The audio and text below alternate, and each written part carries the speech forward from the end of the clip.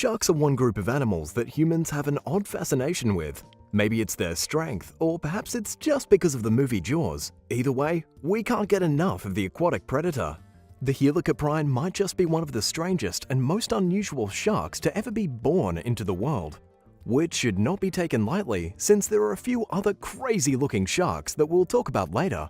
But the reason we mention this is due to the fact that its mouth is crazier than anything we've seen before or since. The helicoprine was a shark that had an inward-facing mouth, making it resemble a circular saw of sorts. And just like we noted before, no shark, or other sea creature for that matter, has had something like this in years since. Yes, there are saw sharks, but those ones have flat noses that act like saws, whereas this one is a circular buzzsaw. The helicoprine wasn't too big compared to other massive species of the ancient world, and our current world, as its average size was about 15 feet. However, despite its small size, it had a lot of endurance, since it was part of the 10% of life on Earth to have withstood the Great Permian-Triassic extinction. But the most ironic thing about this shark is that there's some debate on what exactly it ate, and whether it was as vicious a predator as the sharks we know today. Because when you think of sea creatures eating one another, you usually think of images like this. But that clearly couldn't have worked for this ancient shark. So, in short, how in the world did this thing not only catch prey, but eat them? We're not likely to find out without more fossil clues, but if scientists continue to study this strange shark, perhaps one day we'll find out. When it comes to rarity, the opabinia is considered one of the rarest fossil finds in the world today. This is in part because this ancient sea arthropod was known to only live on the seafloor, as well as only be 5 to 8 centimeters in length. At present, only 20 quality fossils of the creature exist today. But wait, there's more to it than that. This creature is considered one of the oddest creatures to have ever been born. So much so that when the creature's fossil and coinciding examination of what it looked like was first presented at a panel, the audience laughed. This is because it had a nose that dropped down off its head, and it was used to feed a mouth that was backwards. As if that wasn't weird enough, the opabinia had 5 eyes on its head and a fin tail. So yeah, a creature that is unlike anything we have now. When examining its body, you'll notice it doesn't have arms or legs, which is why they're believed to have lived primarily on the seafloor, which is backed up by where certain fossils were found in the United Kingdom. It's felt that they would either crawl along the floor looking for particles to eat, or that it would use its fin to slowly move around. The search is on for many to find even more fossils of this creature so that even more research can be done on it. No doubt because scientists want to know not just more about this creature, but how exactly it came to be what it was. It's hard for people to imagine a creature much bigger than the ones we have today, but the world was once full of massive monsters, and you may be surprised to learn that not all of them were dinosaurs. One was an ancient rhinoceros called the Paraceratherium, which lived throughout modern-day Asia between 34 and 23 million years ago. There are 6 known species of these prehistoric giants, with the largest among them measuring more than 20 feet tall at the shoulder and weighing over 20 tons, making Paraceratherium the largest land animal that's ever lived. The animal's head alone was around 4.5 feet long, and it measured 26 feet from head to tail. These gargantuan rhinos were hornless predecessors of today's rhinos, who developed horns much later on in the evolutionary timeline. They dwarfed modern-day rhinos and elephants, and even the massive woolly mammoths that lived during the last ice age. It was one of the last remaining giants to walk on Earth, according to scientists. It outlived other massive animals amid climate change, resulting in a drier atmosphere during the Oligocene epoch. Scientists recently published a study describing Paraceratherium remains that were discovered in northwestern China's Gansu province in 2015. Dubbed Paraceratherium lingjiense, the new species was not the largest of them all, but it was nevertheless gigantic, especially by modern standards. Let's do something a bit different. Think about the elephants you know and love in our world today. What do you think makes them stand out from the rest of the animals? Most would say it's either their expensive ivory tusks, or their long trunk, or maybe it's their massive ears. Well, the trunk is one of the most important features on an elephant. It acts not only as its nose, but as an extra limb of sorts from which it can use to grab things, move things around, and make calls out to its pack. But 10 million years ago, an ancestor of the elephant was walking around with a very different kind of trunk. It was known as the platybelodon. The best way to picture them is to imagine if the trunk of the elephant was also a mouth. Yes, we do mean this in the literal fashion, kind of like an anteater. This is quite different from the elephants we have today, and no one is really sure how the platybelodon could have evolved in a way to have a mouth that big. Not to mention, it just doesn't look like something you'd see in nature, but rather a mishmash of things or a poorly drawn concept. And yet, it was very real. And while it did have tusks, they weren't anywhere near the size of modern elephants. This is definitely a case of an animal evolving for the better, because could you imagine one of these elephants walking around in our world today? It'd be terrifying, yet fascinating. Nicknamed living fossils, coelacanths are primitive-looking deep-sea fish that scientists had long believed went extinct around 65 million years ago when the dinosaurs died out. But they learned otherwise in 1938 when a live specimen was discovered off the African coast. There are 2 known coelacanth species, and experts think these ancient deep-sea dwellers, who have been around for an estimated 400 million years, represent an early evolutionary stage of fish transitioning into terrestrial animals, according to National Geographic.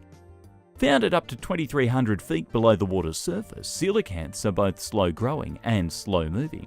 They can grow to more than 2 meters in length and weigh as much as 90 kilograms. Scientists originally believed that coelacanths had a lifespan of somewhere between 20 and 60 years, but a recent study by French researchers found that they can live to be over 100. Females reach sexual maturity during their late 50s, and pregnancies are thought to last around 5 years. Can't imagine what that's like. According to The Guardian, males become sexually mature between 40 and 69 years old. The coelacanth's long reproductive cycle does not bode well for its future. These fish are extremely endangered, and their slow gestation cycles do little to revive the rapidly disappearing population. Unfortunately, this living fossil may not survive for much longer. The study of fossils has introduced us to amazing creatures from the Earth's past, one of which was the Stethecanthus. It goes by 2 other names. One is the anvil shark, while the other is the ironing board shark. This is because when it was born during the late Devonian to early Carboniferous era, which were well over 320 million years ago, it had a very unusual dorsal fin. Most sharks have a fin that helps them cut through the water, making them very aerodynamic and quicker, if you will. However, the Stethecanthus had one that was tall, flat on top, and had spikes coming out of it. These spikes were called dermal denticles, which were pretty much scales, for lack of a better word, that would cover the sharks, but very enlarged versions of them. Furthermore, the denticles also covered the head of the Stethecanthus. Truly something unique to the ancient world. The question is though, what were the flat fin and the denticles used for? The obvious answer is to scare away predators, which would make sense given that the shark was only about 3 feet long at max length, but it's a bit hard to prove, as you would expect. Another theory states that these were used in a sort of mating ritual, but to what end is unclear. Fossils of it have been found in North America, Europe, and even Asia. So it was a far-reaching, global shark, and clearly it did enough to survive in the ancient world. It's just not certain as to how. Even though it survived back then, the only things we have to remember it now are fossils. Are you glad some of these creatures are extinct now? Tell us in the comments. Make sure you like and subscribe if you enjoyed the video so far. The crocodile as a species has lasted quite a long time. It was one of the animals that existed along with the dinosaurs, and you might think that back then, they had a similar body style to what they do today, and some of them actually did. But some of them very notably did not, like with the Caprisuchus saharicus. One of the things that make a crocodile a dangerous threat is that their bodies are tailored to strike fast and first, and not let go of their prey. However, they aren't really chasers. But for the Caprisuchus saharicus, they didn't have to worry about that, because they actually had long legs, ones that allowed them to chase after prey quite easily.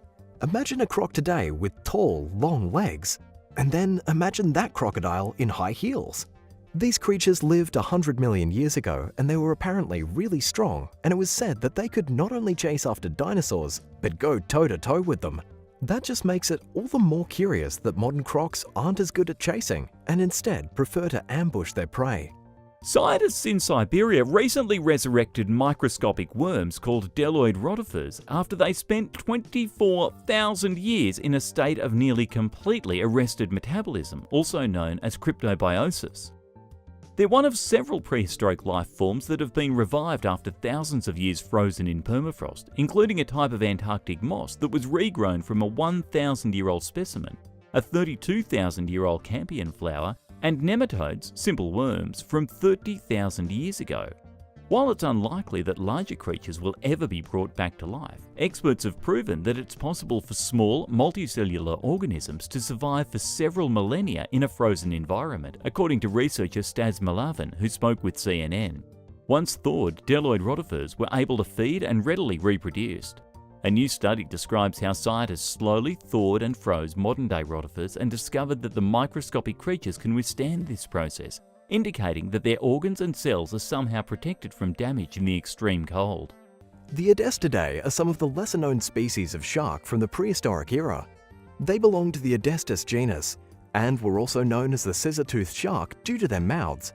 These strange sharks lived in the late Devonian to the early Carboniferous period of history, over 400 million years ago, and their mouths were what helped them stand out then, and even now.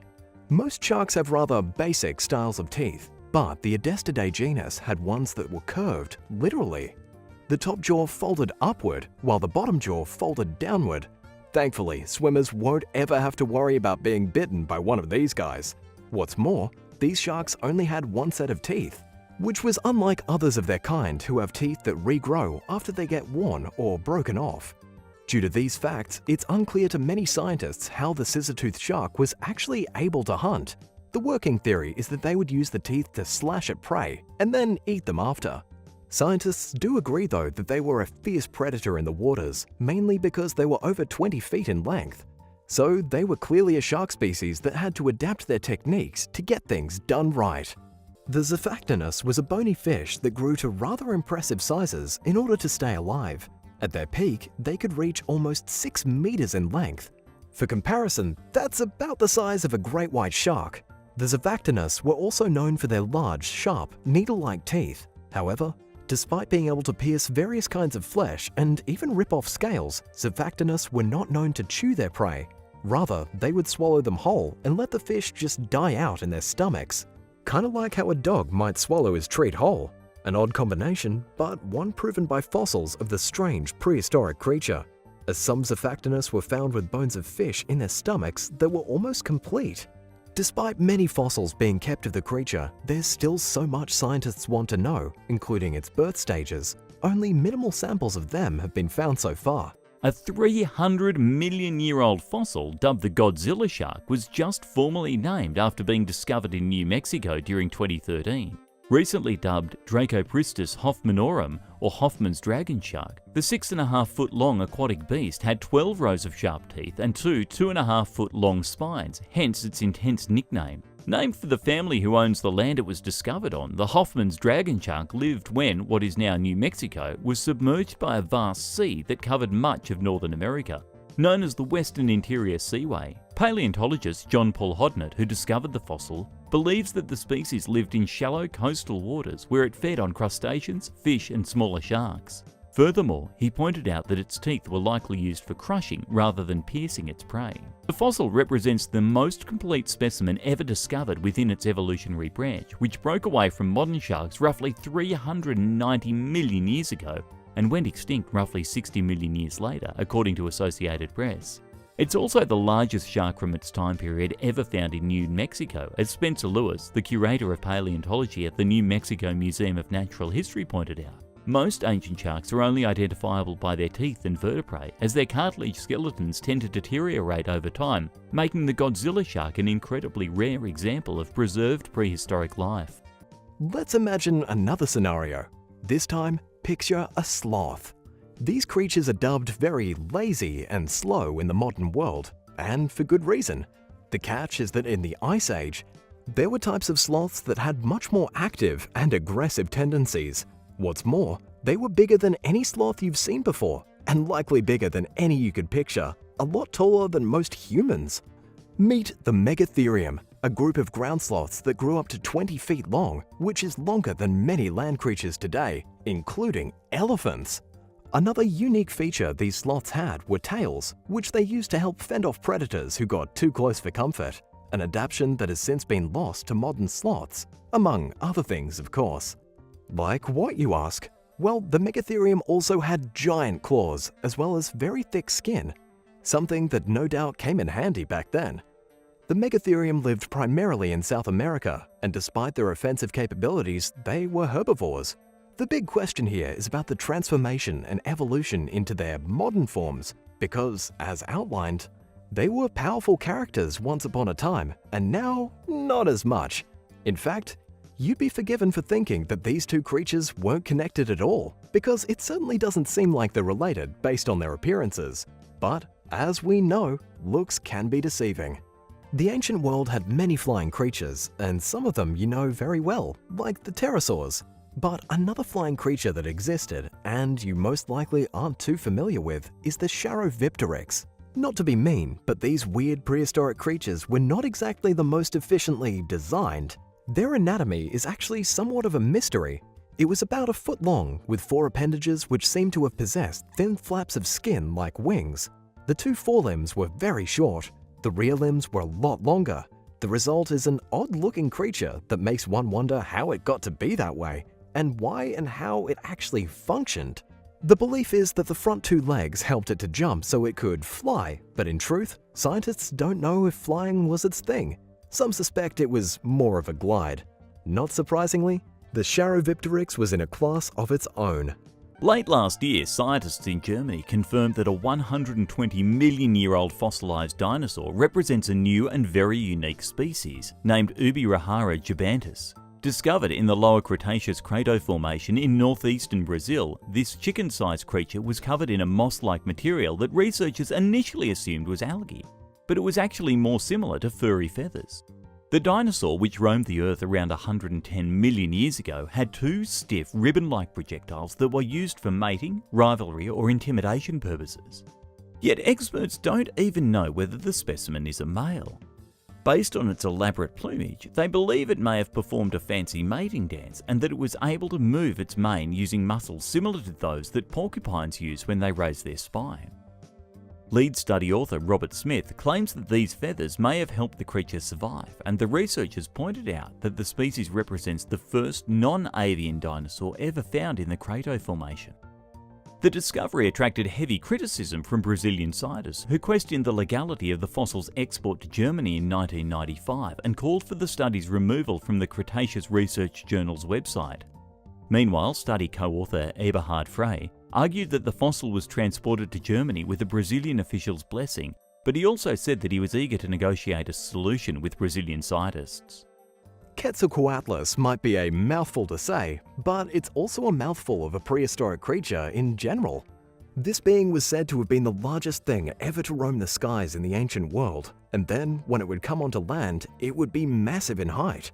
When it was standing on the ground, it was about 32 feet high, and its wingspan was 36 feet, which is not a typical measurement for flying creatures.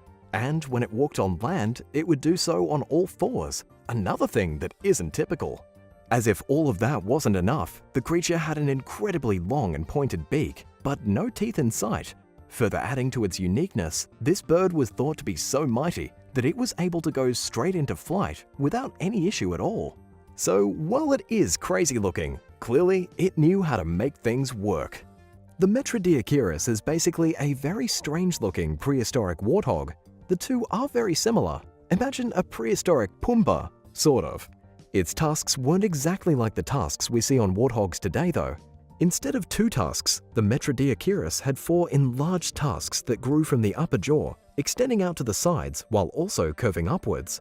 Another similar detail with modern warthogs is that they both seem to be omnivores. Scientists learned this from the complicated structure of the fossilized teeth, which would have been suitable for a variety of different foods rather than a specific purpose. In terms of size, it was about 1.5 meters long, which is honestly pretty big for a warthog, and probably why it was named the giant warthog. The Metrodiaceus would eventually die out in its native land of Africa, though its descendants were able to live on, albeit with less tusks and size. Around 270 million years ago, when the supercontinent Pangaea still existed, a peculiar-looking creature roughly the size of the dog, named Lystrosaurus, evolved into existence. Resembling a hybrid between a lizard and a pig, this tusked burrowing animal had powerful front legs and a snub-nosed face, according to National Geographic. But the Lystrosaurus was not only unique in appearance. Around 250 million years ago, it was one of very few life forms to survive the worst mass extinction that ever occurred on Earth, caused by a massive 1,000-year-long volcanic eruption in what is now Siberia that released copious amounts of carbon into the atmosphere. The extinction was characterized first by a cooling period, then by a devastatingly heavy greenhouse effect, along with the acidification of the oceans. Lystrosaurus hailed from a group of mammal-like reptiles called therapsids, which eventually evolved into mammals. Its ability to spend long periods underground and to take in oxygen even amid the heavily contaminated air thanks to its heavy-duty lungs are likely what enabled the creature to survive at a time when 95% of the world's life forms died out. Lystrosaurus fossils have been found in Africa, China and Antarctica, bolstering the belief that the continents were all once connected. These goofy-looking animals also travelled great distances on foot, and it appears as though they fled south when the volcano erupted, getting as far away from it as they possibly could. And they didn't just survive through the mass extinction, but they also actually thrived amid the devastation and recovery that took place following the catastrophe. A 2020 study analysing the animal's tusks found that hibernation may also have played a key role in Lystrosaurus' survival. After migrating to Antarctica, the creature had to adapt to a months-long period of cold and darkness. Its ability to do this spared it from having to head back up north to a far more inhospitable and deadly environment. While researchers haven't proven that the Lystrosaurus hibernated, if their suspicions are correct, it would mean that it's the oldest known evidence of vertebrate hibernation. Dunkleosteus was a prehistoric fish that scientists and paleontologists believe may have had the most powerful bite on the Earth in its time. In fact, some think it had the most powerful bite ever. Research on the fish has made scientists think it had the raw biting power of a T-Rex. Sometimes they are known as the Tyrannosaurus rex of the seas. One of the coolest facts about this ancient fish, however, is just how strong and powerful their bite was. Scientists have done some research and have crunched the numbers and estimate it could have generated up to 8,000 pounds of bite force per square inch on its victims. For comparison, a crocodile has a bite force of around 3,700 pounds a square inch. The Dunkleosteus were the apex predators of their habitat. They were 10 meters in length and weighed 4 tons, making them a massive and ferocious creature and pretty close to the top of the food chain. The Dunkleosteus was also impressively armored from top to bottom with extremely thick skin. Its skin was about 5 centimeters thick, in fact. Dunkleosteus fossils have bite marks that match their own jaws. This suggests they might have even been cannibals. Around 66 million years ago, a prehistoric mammal known as Adalatherium, or crazy beast, lived alongside dinosaurs and massive reptiles that dwarfed even the largest modern species. Hailing from the Gondwanatheria group of mammals, it lived on the supercontinent Gondwana. Fossils of the creatures have been found in modern-day Argentina, India, Africa, Antarctica and Madagascar. Even though scientists once believed them to be the ancient ancestors of our modern sloths, Gondwanatherians are now known as a separate failed evolutionary experiment leading to their extinction around 4.5 million years ago, according to lead study author and vertebrate paleontologist Dr. David Krauss. The study examined the fossilized skeleton of Adalatherium huia, found in northwestern Madagascar's Maverano Formation. Weighing less than 3.2 kilos, the species was roughly the size of a modern house cat, yet it was much larger than most other mammals of its time. While the animal somewhat resembled a modern badger, which may not seem very exciting on the surface, it was an anomaly of the ancient world. Adalatherium huia was equipped with a more sensitive snout than any other known mammal, which had a large hole on the top unlike anything ever seen in another animal. It had extra vertebrae, a strangely curved leg bone, and teeth that were very unique to the species. The study reveals that Adalatherium huia developed its bizarre features over a 20 million year period after Madagascar broke off from Gondwana, leading to noticeable differences between the species and mainland Gondwanatherians. We now move to a very strange-looking ancient creature known as the Dinocaurus. The Dinocaurus looked similar to a bird, and some would say it mimics them in some way, with feathers covering most of its mass. But it was very long, and weighed up to 6 tons and walked upright in a way that was very similar to many land dinosaurs. The Dinosaurus was a mystery for quite some time among researchers and scientists, mainly because there have only been partial bones found of the beast. The Dinosaurus is believed to have been 3 times as long as its cousins, which puts it at about 60 feet long. This was realized after more bones of the creature were found in 2015. The name Dinosaurus actually means terrible hand, as its arms were the first bones of it found, and they're 8 feet in length, while the hands alone are pretty massive. And yet, it's believed that the Dinosaurus were vegetarians, which makes you wonder why it evolved its big hands and arms like it did. Maybe it was to gather more fruit. Sounds handy. Either way you look at it though, this is one creature which definitely stands out in the ancient world. And it's honestly not surprising other birds didn't follow suit in its proportions. Somewhere between 265 and 260 million years ago, during the Permian era, a huge pre-mammalian reptile called Ankylosaurus roamed what is now Africa. Known as a dinocephalian, it existed even before the earliest dinosaurs evolved. Equipped with the thick crocodilian tail and a gigantic skull with a powerful jaw and bone-crushing teeth, this rhinoceros-sized creature was long believed to be sluggish and slow due to its size. Researchers theorized that it killed its prey by ambushing or scavenging, and that it was only capable of thriving in an aquatic habitat. Scientists challenged these notions earlier this year in a new study, claiming that the Ankylosaurus was a fast and efficient hunter. Using X-ray imaging and 3D construction, the team thoroughly examined the animal's skull and discovered that its inner ear, which is responsible for maintaining balance, was larger than its relatives, indicating that it could swiftly outcompete its rivals and prey. Contrary to what experts had long assumed, Ankylosaurus was a quick-moving killing machine, with the ability to strike effectively, giving it a major advantage over other creatures of the time. Discoveries like this prove just how much we still have to learn about the ancient life that predates modern species. When you look at an animal, you're usually able to tell right away whether it's a creature of the land or of the sea. Most times, you only need to look at its hands and feet to tell whether it walks or swims. But when it comes to the beast known as the acanthostega, that line of logic honestly doesn't apply. Believed to existed around 365 million years ago, the acanthostega are thought to be one of the first creatures on the planet that had a set of recognizable digits on their hands and potentially feet. In fact, on their hands, they had 8 digits. It's still unknown exactly what the feet had. So, because of its 4 limbs and its digits, you'd think that this creature would love to walk on the land. But instead, it preferred life underwater. So much that examination of its body showed that while it did have digits, its body and limbs were more appropriate for water life, such as not having an arm or leg that could bend like an elbow or knee could, which didn't allow the creature to support its own weight on land. But then, why have the digits? We're not quite sure. It clearly evolved to have them, but the purpose behind that is lost to time. Have you ever heard of a bird-mimic dinosaur? If not, then prepare to learn about a species known as the Dinosaurus. This bird mimic was a dinosaur that looked like a bird and even had feathers all over its body. But it was very long, weighed up to 7 to 10 tons, and walked upright in a way that was similar to many land dinosaurs. The Dinosaurus was a mystery for quite some time among researchers and scientists, mainly because there were only partial bones found of the beast. Specifically, they found massive arms that seemed to indicate that they were not the usual feathered creature of the era.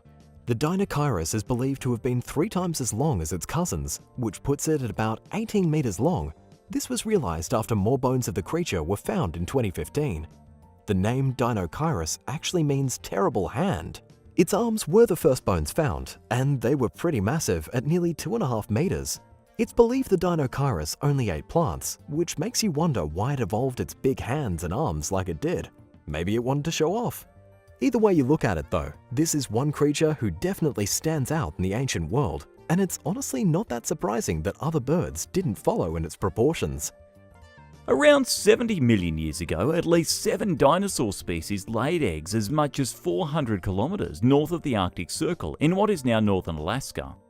Discoveries of their fossils in a place that would have forced them to confront cold weather are challenging the long-held misconception that all dinosaurs are cold-blooded. This is the farthest north scientists have ever found dinosaur eggs, and their presence suggests that the creatures lived in the area year-round. To survive months-long dark periods in the Arctic, they would have to have been warm-blooded, or endothermic, meaning they at least partially possessed the ability to warm their bodies through internal functions, according to lead study author Pat Drucken-Miller. At the time, Alaska was warmer than it is today, but it still saw snowy winters and below freezing temperatures, conditions that scientists typically do not associate with dinosaurs. These discoveries are further opening the door of an existing discussion about dinosaurs who spent winters in the Arctic. Today, there are only 4 known horseshoe crab species, but rewind a few 100 million years and there was a vast array of horseshoe crabs that came in all different shapes and sizes. A newly published study describes Attenborough limulus superspinosus, an extinct species named after the nature documentary host Sir David Attenborough, who is famous for his conservation efforts.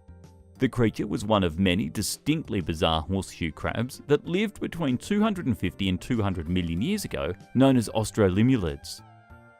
Writing for The Conversation, paleontology artist Katrina Kenny explained that Attenborough limulus superspinosus lived in marginal marine environments marking the border between land and sea and freshwater habitats. This is in stark contrast to today's horseshoe crabs who live almost exclusively in marine environments. Discovered during research trips to Russia's Ural Mountains in 2018 and 2019, the species was likely a bottom dweller that ate whatever it could get its claws on. Scientists are unsure why australimulids went extinct, but they believe it had something to do with their proximity to fresh water, where other creatures were simply better cut out for survival. 2 of the remaining living species are considered endangered and could also soon be wiped off the planet, albeit for a vastly different reason, namely human activity. The recently described fossil represents just one of a dozen species that are named after Sir David Attenborough, which includes a marsupial lion called Microleo attenboroughii, the dragonfly Asimosas attenboroughii, and the flower Blakea attenboroughii, just to name a few. Thanks for watching. If you'd like to learn about more prehistoric creatures, including those who have survived into modern times, let me know in the comments below and be sure to subscribe. I'll see you next time. Bye.